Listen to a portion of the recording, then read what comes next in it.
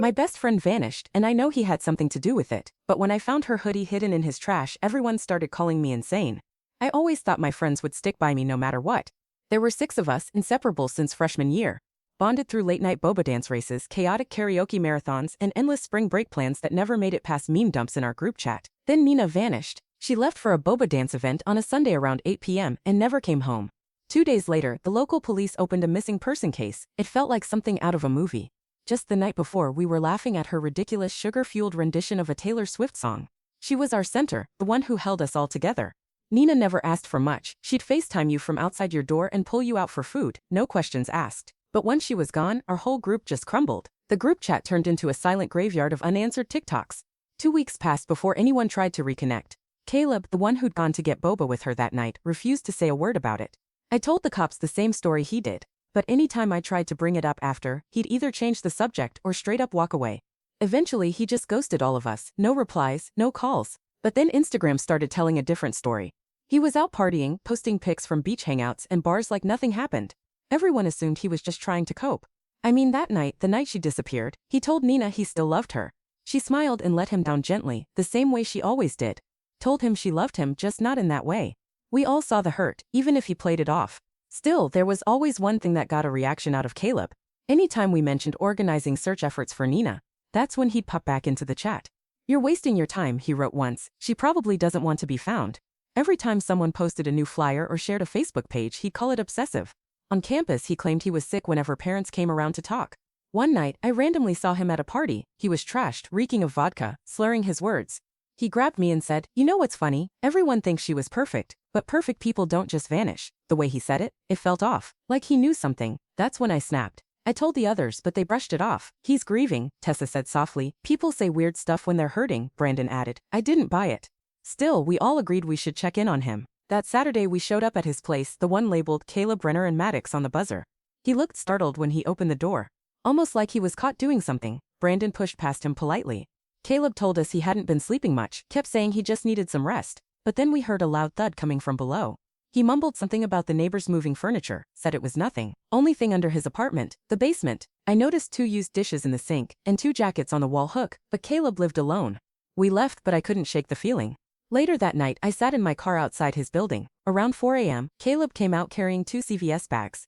At dawn, I watched him sneak behind the building to dump a trash bag, glancing over his shoulder the whole time. I checked the bag. Inside was a CVS receipt, bandages, antiseptic, women's multivitamins, and a morning after pill. Beneath that, something sticky and dark had stained what looked like Nina's signature purple NU coat, and handcuffs. My hands were shaking as I took photos. That's when I heard the door creak behind me. Caleb stood at the top of the stairs. "You looking for bottles to recycle?" he asked.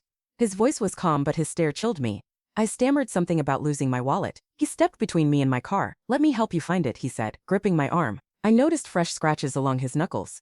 I pulled away and ran. Thankfully, Brandon happened to be pulling into the parking lot right then. He gave me a strange look, not concerned for Nina, but for Caleb. Later, he called and accused us of stalking. "Caleb's acting normal," he said. "You're the ones being weird." Anonymously, someone filed a report. Then things got worse. I woke up one day to find campus security knocking on my door. Caleb had made a formal complaint. When I tried to explain, Tessa and Maya were already there. "She's obsessed," Caleb told them. "You've been following him." Tessa looked at me like I'd lost it. I tried to show them the pictures of Nina's sweatshirt, but they were more disturbed by me taking photos of his trash. "Wait, you dug through his garbage?" Tessa said, stepping back. Caleb chimed in calmly. "I've got security footage of her creeping around." Then he showed screenshots of me outside his window at 4 a.m. "I didn't want to drag you guys into this," I mumbled. My phone slipped out of my hand and hit the floor. Screen cracked. Photos corrupted. Just like that, all my proof vanished. Campus security took it seriously. They checked the dumpster. No jacket, no blood, just plain old trash. "This crosses into stalking," the officer warned me. "Do it again and there'll be a restraining order." Caleb stood in the background with his hands in his pockets looking smug. Tessa quietly walked me to her car. Later that day, I saw an Instagram update. Caleb out to dinner with Tessa at Nina's favorite Thai place. The caption said, "Supporting each other through grief." I had ordered Nina's usual dish. That night, my roommate pulled me aside and told me I should leave for a bit. He said Caleb thought I might be dangerous. Finals were coming up, so he packed a bag and left. Caleb had flipped the narrative. Suddenly, I was the unstable one, the stalker, the obsessive. So I made a blog. I tried to expose him. "Is anyone hiding a killer?" I wrote. But it backfired fast. They found out who I was and dug up old videos of me standing outside Sage's apartment. They twisted the story until I was the villain. Even Nina's parents stopped talking to me. Caleb had visited them, brought groceries, helped around the house. He played the part of the grieving friend, and they bought it. They believed him, not me. I found a deposit slip in one of the shelters, dated the day after Nina disappeared. I couldn't rest. I kept watching the place. I tried to catch a meeting or something, but the unit was emptied before I could act. Caleb always seemed one step ahead. I moved west, not to San Diego, but to Santa Barbara. Close enough to keep watching. I took another job at a diner. It paid cash, and I lived on a tight budget.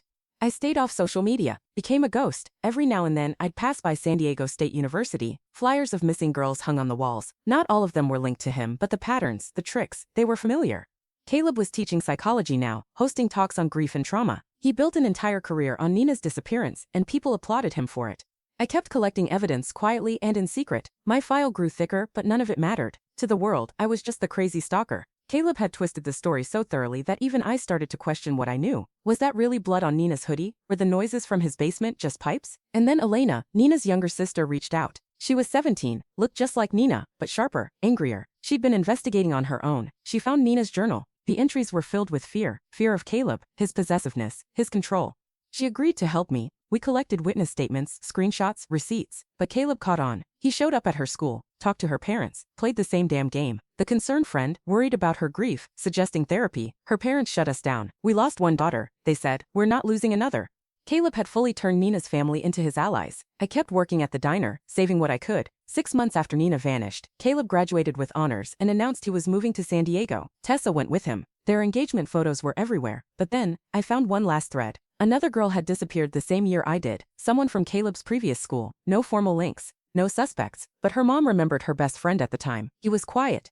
Intense. Always around her. His name? Caleb Mercer. I pulled everything together. Timelines, photos, patterns, and brought them to a criminal lawyer. She looked over it all and said, "This is compelling, but it'll never hold up in court. Not from you. Your record taints everything." She meant well, but it crushed me. Still, I couldn't stop. I no longer believed in justice, just truth. Ugly, uncomfortable truths no one wanted to hear. I tracked every missing girl in the San Diego area for years, built a quiet archive while Caleb's status kept climbing. Untouchable. Tessa posted photos from their wedding. Purple dresses, a ring with a purple stone. She would have loved this, the caption read. No, she wouldn't have. Nina hated purple. Everyone said, "You have to let go." Sure, but then, I heard a name. Chloe, a freshman from Caleb's department. Disappeared after a study session. Her best friend described the guy who mentored her. Kind, older, supportive. Caleb. The story made local news. Photos of him hugging Chloe's mom, comforting her brothers. A professor who once lost a dear friend, the reporter said. I poured myself another cup of coffee at the diner and stared at the TV mounted above the counter. The image behind the anchor was far too familiar. Chloe, in a purple hoodie, smiling wide, the kind of smile that trusts people. That night, I sat in my car across from the San Diego station, a full file sitting on the passenger seat beside me, but I never went inside. What would I even say? To them, I'd just be a convicted stalker raging against a celebrated professor. Google my name, you'll find everything. The blog, the court reports, the photos. Caleb made sure of it. He destroyed my credibility completely. So instead, I drove past Caleb's house, the one he shares with Tessa now. The porch light was on, a little welcome mat at the door.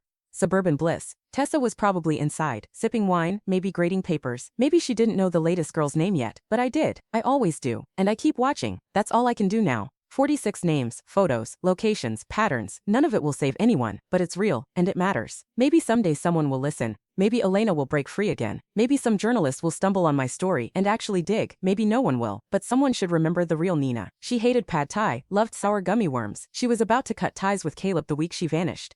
Said she was sick of his fake deep Nietzsche vibes and constant control. She thought love meant freedom. She believed people could change. She believed in me, and I let her down. Caleb won. He always does. He built a version of her story so neat and perfect that the actual truth just looks like madness. He took her money, her dreams, her legacy. I got a criminal record and a dead-end diner job 200 miles away from any kind of justice. But I still have this, my memory, my fury, and these quiet, stubborn little truths. Sometimes I think I'm the only one left who really remembers her. Not the scholarship fund Nina, not the purple filtered photos. But the girl who laughed too hard, who forced you to share fries even when you swore you weren't hungry, the girl who deserved better. The world sees Caleb as a grieving friend turned advocate. But maybe he's a killer with a perfect smile. Maybe he's a knife. Maybe he's still out there in the echo of footsteps on the stairs. This is where my story ends, not with justice, but with truth. Buried beneath lies, still breathing, still watching.